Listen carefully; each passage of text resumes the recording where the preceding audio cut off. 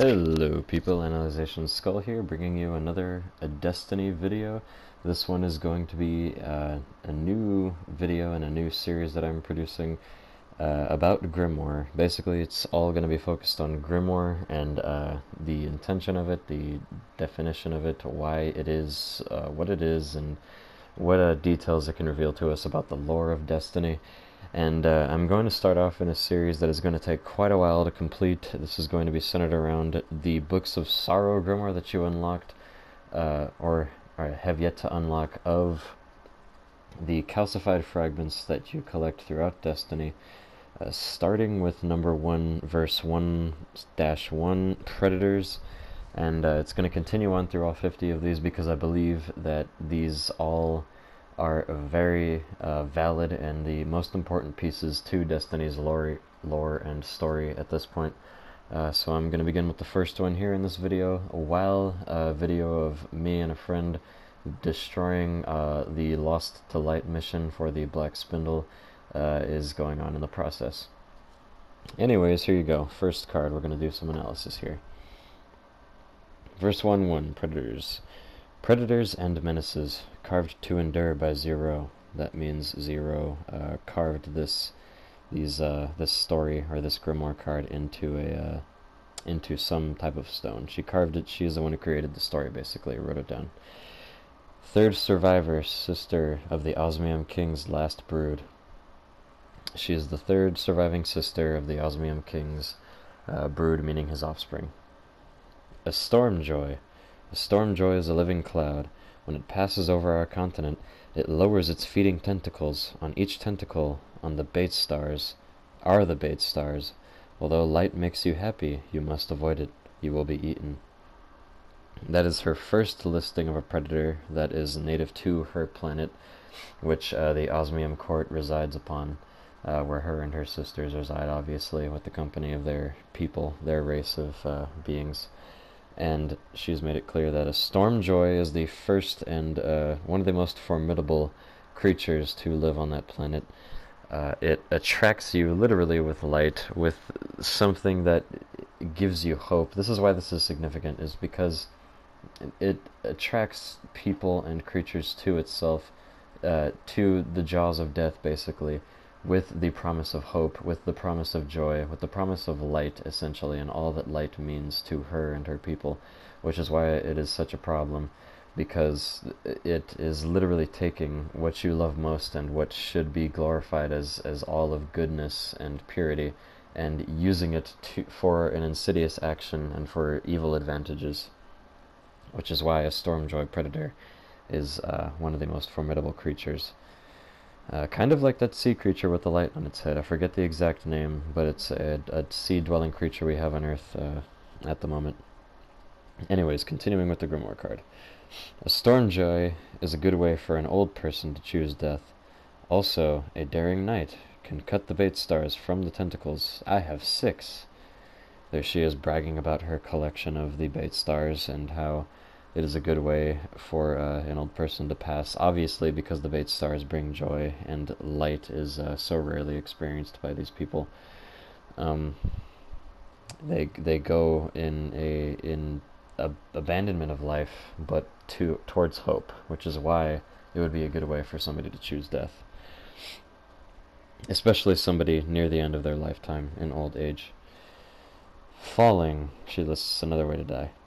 If you fall off the edge of the continent, you will die in the ocean. This is a special hazard when our father, the Osmium King, uses the engines. Basically, what she is implying is that the continent can be moved, and that it is a transportable object. The land is sensitive enough and light enough for it to be moved by engines that have been created by the species that dwells in this area on this planet. That is mostly sea. That's what we can infer about that section of the card. And also, a good way to die would be falling into this pit, or into the ocean, and just drowning when the engines are fired, because obviously the continent is traveling pretty fast. That's what we can imply from this. Anyways, continuing here. Helium drinkers. The currents of the fundament ocean bring us near other continents. The helium court is near us now. They are of our species, but they are our enemies. Their knights raid us every day. Helium drinkers have 2 legs, 2 arms, and 3 eyes, just like us. But they are bright/evil. I want to be a knight and fight them. Basically, important piece of information here. You not only get some description about their race and what they look like, what their physical appearance entails. 3 eyes, 2 arms, 2 legs, and but the fact that there are warring factions on this planet, factions that are different in appearance based on the continent they reside on. The helium drinkers are on an opposite continent that passes by theirs every day, apparently at some point. So perhaps the continents rotate around the planet once every day, or perhaps they just are in a constant rotation or a constant orbit of each other's continents, that where eventually once a day it's timed perfectly to where they can cross paths with each other. And when they do, they war on each other, which proves to be another possible cause of death, which is unfortunate for these people. Next paragraph. The helium drinker's ambassador ate 10 of my sisters as tribute. This is normal, however, I resent it. This is, now that section is just terrible. It is referencing to the fact that these helium drinkers obviously have some sort of power over the residers of the current continent that we're being told about from the perspective of Zero, which is one of the surviving sisters of the Osmium Court. The Osmium Court continent is subservient to the helium drinker continent, and the helium drinker continent is demanding sacrifice of younglings, sisters of her, siblings, or just any member of her race. It's pretty unclear, as sacrifice. So young have to be sacrificed to these helium drinkers in order for them to live. It's a terrible, terrible way of life, which is yet another way to die, another possibility of death, which is all what this Grimoire card is about. Possibilities of death on this continent, on this planet. Mothers. Mothers can fly. They live much longer than 10 years. Mothers are extremely smart, and they guard their spawn. If you try to tamper with the eggs, they will eat you. Sathana wants to eat the jelly and become a mother when she turns 4. See, now that paragraph of this card has a lot of implications. It talks about how there is someone of her race named Sathana who wants to eat the jelly, which apparently this jelly makes you a mother, makes you a possible brooding mother for their kind, for their species, and you can live longer that way. You can live longer that way, and you can also produce members of your species, apparently, or of this specific species. And another thing it implies is that they live much longer than 10 years, which is why they're able to produce more brood, and why they are the source of life for their kind, in essence. And they're smart, they guard their spawn, don't tamper with their eggs, they'll eat you.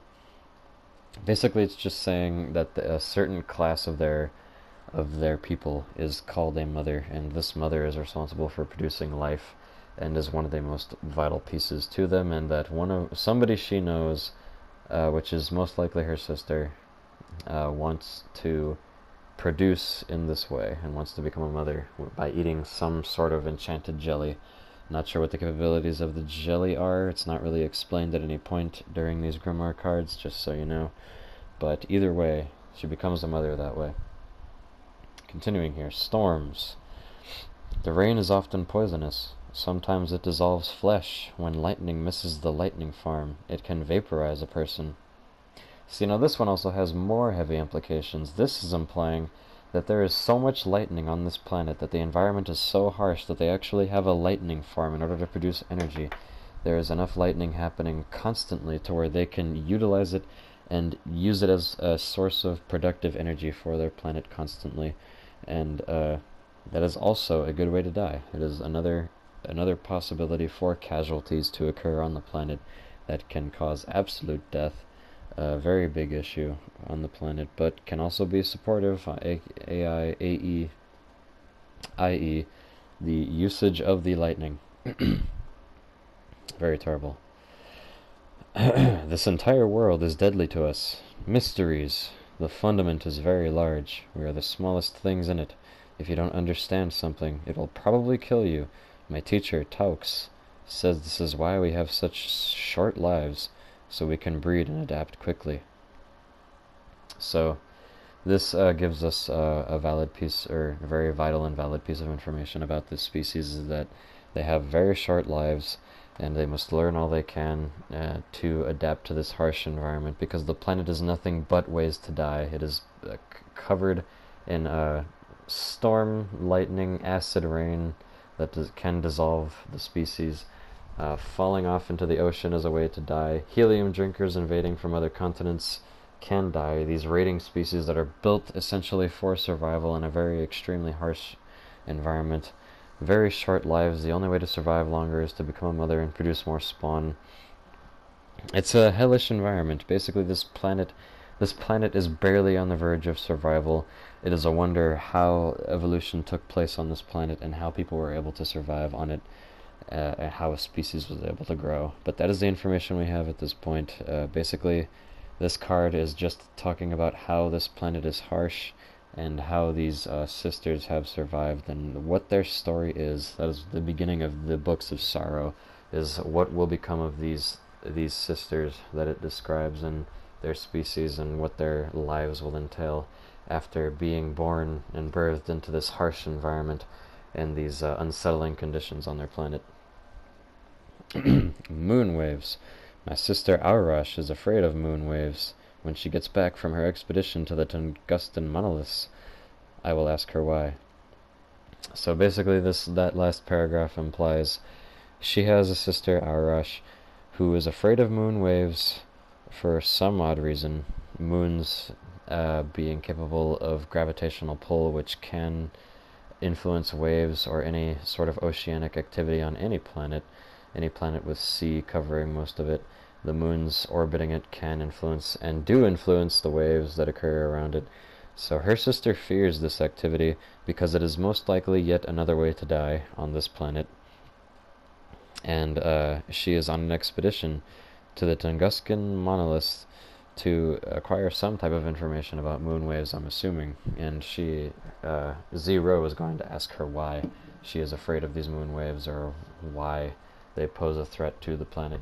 We'll most likely be getting some more exposition on that later. I don't want to spoil too much. I'm going to take these Grimoire cards as they come, as this series moves along.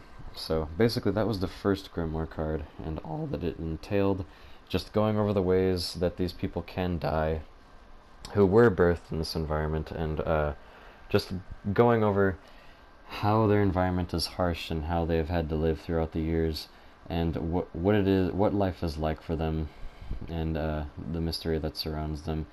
This card does two things. It lets us know that the planet is harsh, it is a deadly environment, death is surrounding it constantly, and that these sisters are going to be the main focus of these Grimoire cards, and what the Books of Sorrow will entail. So we're going to be following the journey and the details of these sisters, how they made it through this harsh environment. Who knows what their future will hold, but you unlock the entire story through calcified fragments, which should lead you to believe that it will be a quite interesting story, so you're going to want to stick around for more of those videos. I'm going to be posting them while I'm completing different tasks like this, hopefully interesting ones like this Lost to Light mission, which is necessary for obtaining the black spindle if you do not have it already.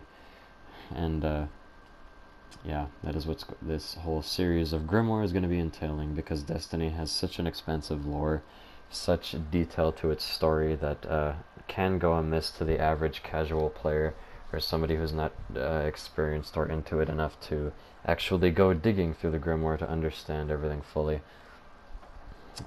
Anyways, this would be the Lost to Light mission, just completed. No black spindle for me on account of I have it already. But I hope you guys enjoyed that video. If you didn't enjoy the commentary, if you didn't enjoy the video, I hope you did enjoy the commentary. These Grimoire pieces are going to be coming out semi-periodically whenever I have a chance to upload them. I am also working on a Let's Play at the moment with my younger brother on the God of War 3 remastered version for the PlayStation 4. Perhaps check that out. It's going to be uploaded too alongside these videos. This is Analyzation Skull. I hope you guys enjoyed, and I will see you in the next one.